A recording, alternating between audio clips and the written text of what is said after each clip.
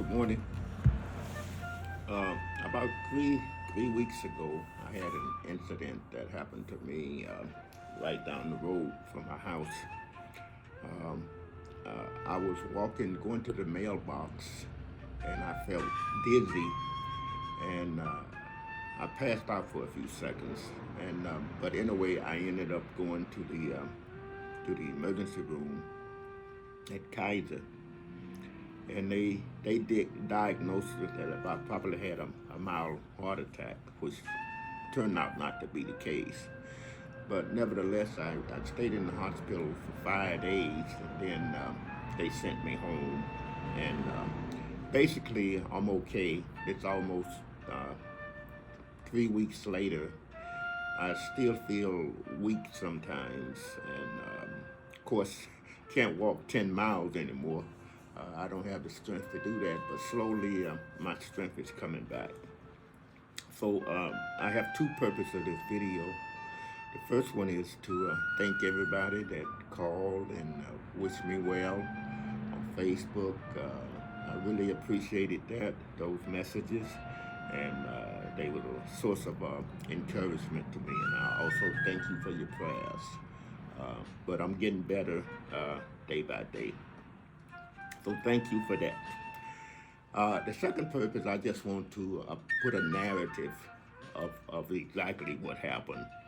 Uh, Basically, it was the first time I went to a hospital, first time I stayed overnight in the hospital. So it was interesting being exposed to the medical system and how things work. And I just want to document that, not to criticize anybody taking the cheap shots or anything, but just to give my experiences on what happened.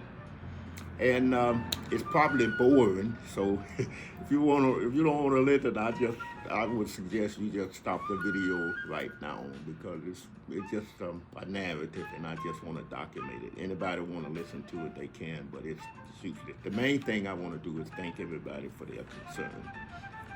Okay, with that said, let me kind of rewind the tape and tell you what happened that day when I almost lost conscious going to the mailbox.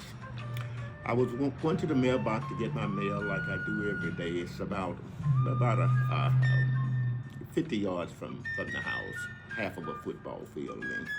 And I went there uneventfully, and I got the mail, and it was a couple in front of me getting their mail, and they was a few steps ahead of me going back to their house, and I was walking behind them.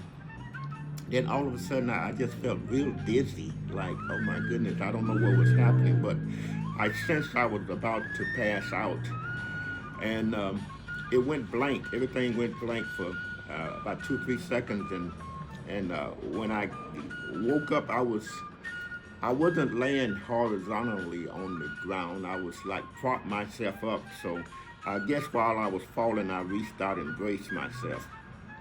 And then right then, everything seems to go in slow motion. You know, like when you watch TV and they slow things down, and it looked like everything was in slow motion.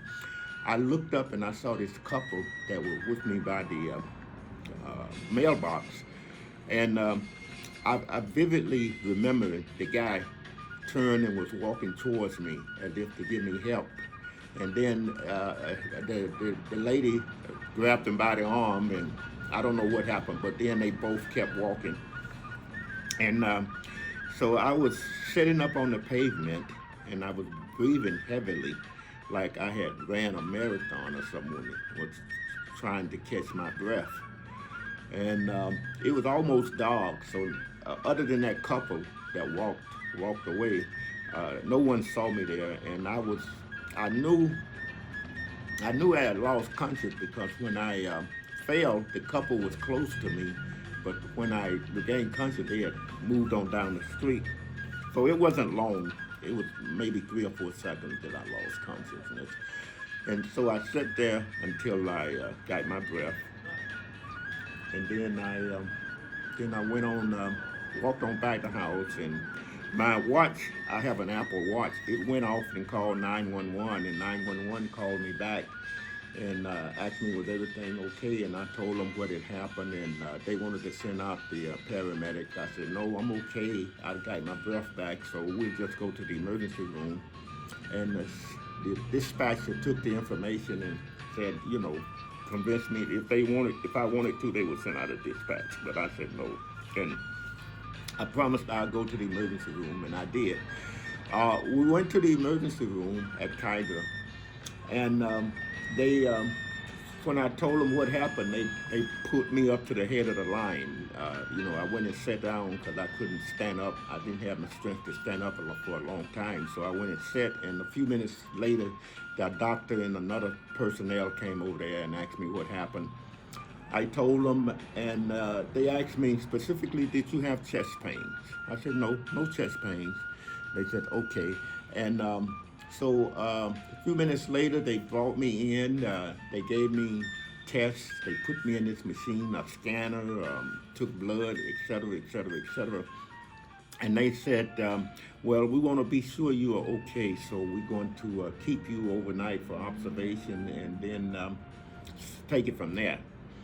And they booked me into a room, and the next day they took some tests, and they said, well, we're not sure. We took a EGC or something of your heart, and it may be, you want to make sure that it wasn't a heart attack, or we don't know for sure what it was, so we're going to send you to another facility. And it was it was another day. I spent 2 nights at Kaiser. Then they sent me to this other facility. And when I got to the other facility, they put me in, and by the way, they sent me on the emergency thing. They sent me in an ambulance to the other facility. And so when I was there, they did the same test on me, and they kept asking me did I have chest pains. I said no, I never had chest pains, and they did test on me, and then they said they wanted to do a procedure where they take a picture of your heart, and I said no problem. And then they postponed it. They kept postponing it. They said we're gonna do it. Well, they postponed it twice actually, and then they kept coming in there and asking me did I have chest pain. I said, no chest pains. To make a long story short, after that, I told them, you know what, I don't want this procedure done. And I'll tell you why I reached that conclusion. Because I did not have chest pains. And they seemed to keep insisting that I had chest pains. And, I'm kind of skeptical of, I'm just skeptical of situations like this. Businesses, they have two purposes. First off, they're going to serve the public, but then they have an underlying mission of making a profit. And I know not all businesses are like that, but I just want to make sure that the procedure is necessary. And the way they was talking, it seemed like it didn't. There's nothing wrong with my heart. I didn't understand. I'm walking 5 to 10 miles a day. Never had heart problems. I never had chest pains either.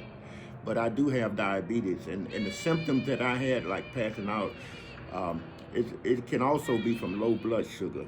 And sometimes my sugar levels do like a roller coaster. Be low one day, high one day, something like that. But I don't know. I'm not a doctor, but I wasn't comfortable having them doing this procedure, and I told them no.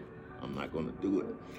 And they asked me why. I told them some of the reasons, but not all of them. The first one I told them is, look, I'm 76 years old. I said, I've lived a good life.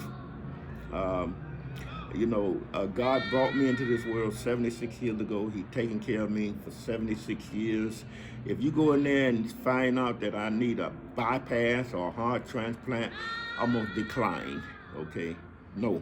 You give a young person a new heart, or do him, I'm good. And so they came back in there with the whole staff. It's like an ambush, for lack of a better word. About 5 or 6 of them said, no, you need to do this, you need to do it. And then they was giving reasons why I should do it. But I said, no, I don't want to do it. You know, I don't want to do it. You know what I'm saying? And they kept, they was putting a strong on tactic on me. It's no way other to do it. But I said, no, you know, I gave you the reason. And a few minutes later, after it was almost time for me to check out, another young doctor came in there and he said, okay, we're gonna have the procedure at 11:30. And by then, my patience was running out, and I just snapped at him and I said, "Look, didn't you get the memo?" And and then when I said that, you know, I said, "No, I shouldn't have said that." So I told him, I said, "Look, let me tell you something, doctor." I said, "I didn't mean to snap at you like that, but listen," I said, God brought me in. I said, I don't know if you're religious or not.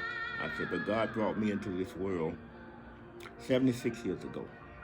Okay, He didn't ask me when I wanted to come in, and He's not going to ask me when I want to go out. When He finished with me, He's going to take me out. And I don't have anything against you doctors and your medical profession. God gave you these gifts to heal people, and but I just don't feel it's necessary. Okay, that's why I want to do it. It's nothing personal, strictly business, if you want to put it like that. And so they left me alone. So and I came home and I'm doing fine. I'm doing fine. Okay. And you know, God, He made me get up from that pavement. I mean, He brought me back from that situation, and He done that many times. I faced death many times since when I was 7 years old. I was in a bad car accident, and I survived with just a scratch on my knee, but and many times since then. So I would trust God. Okay, but anyway, back to what I was my original premise. Thank all of you for what you've done. May God bless you, and I hope to be here many more years. But whatever, it's all in God's hand. Again, thank you for your concerns.